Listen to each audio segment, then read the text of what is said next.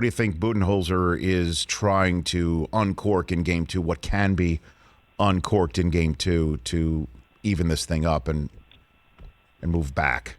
Well, I think what was worked the most in Game 1 was when they went small. They put Giannis at the 5, and Middleton, and Forbes, and Holiday, and Connaughton. So they went extremely small, and basically all that is to do. What they're trying to do is be able to just switch that high pick and roll. And when you switch Brook Lopez or Bobby Portis onto Chris Paul, his eyes were Frisbees because he was so excited to see a one-on-one matchup with those two guys, and we saw what happened. So they can't afford to do that. And look, bottom line is in the playoffs, you got to take away the number one option of a player.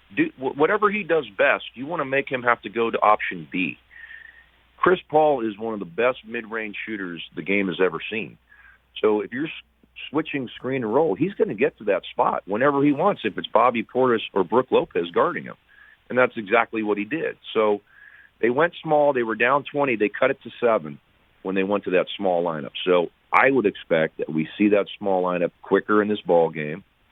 And hopefully Giannis is a little more healthy. I think it was more rhythm and timing and fatigue in Game 1. Mm-hmm. He said the knee didn't bother him. We talked to him yesterday.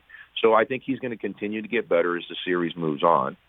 And if he's almost 100%, Milwaukee gives himself a chance. If he's not, I think the Phoenix Suns are going to do this in 5. Well, I got to tell you, man, I mean, you also just kind of unfurled the ultimate problem here is that Chris Paul is playing at such a top level of his game that he's creating matchup problems for the defense, and the people that he can dish it to are Devin Booker and Ayton, who are playing their problems on their own selves. They are A-list players. Certainly, Ayton becoming one, and Booker is one of the best players in the NBA. I think he's turned into, and that's the ultimate problem.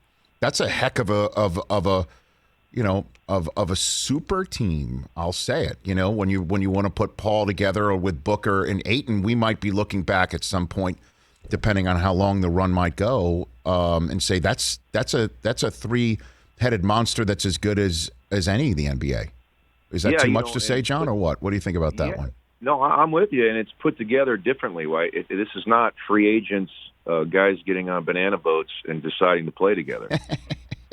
I know. I mean, they drafted Booker, they drafted Ayton.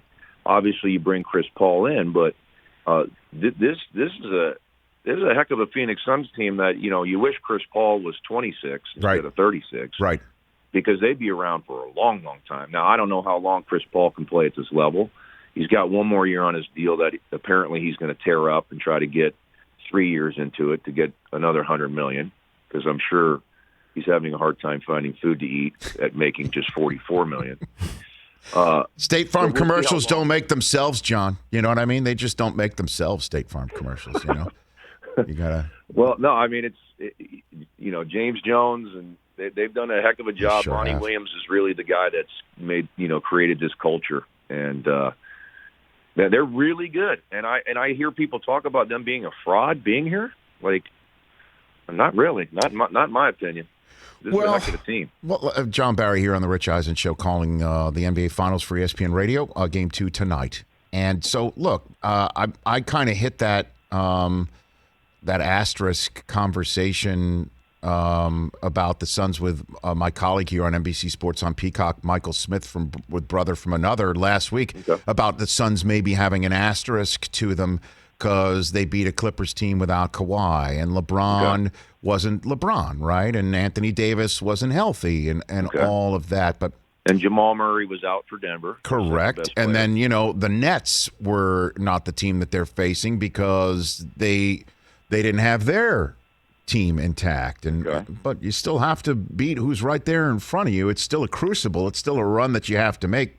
Certainly, in the era of COVID, and when that's not easy enough at all. I know that things have, knock on wood, changed slightly for the better in this country. But I think you're picking up what I'm putting down. You have to do what you do here. where do you stand? Do you think there's an asterisk on this? I do not. This team's not legit? No, I didn't think there was an asterisk on the Lakers win. I didn't think there was an asterisk on the Dodgers win. I don't think there was an asterisk on Tampa Bay's win because, they were playing in stadiums on the road with no fans. You know what I mean? Like, these are the circumstances. Right. And you still have to win them. We're not correct. You can't just, ad hoc assume the wins were going to happen anyway. You can't do that. Right. So, well, look, we can talk about it right now that you think it's not, if you don't think it's real, but in 20 years, you're going to look back and say, in 2021, they were the champion, and that's the bottom line. So what? But look, I want to go to bat for Phoenix. If anybody thinks they're a fraud out there, they had the second best record in the NBA. They had the best record versus 500 teams or better. They had the best road record in the NBA.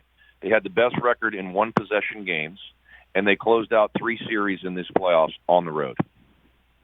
So tell me that's fraudulent, and I don't know what fraudulent means. Hey, you watched all the way to the end. Thanks for that. Watch more right here.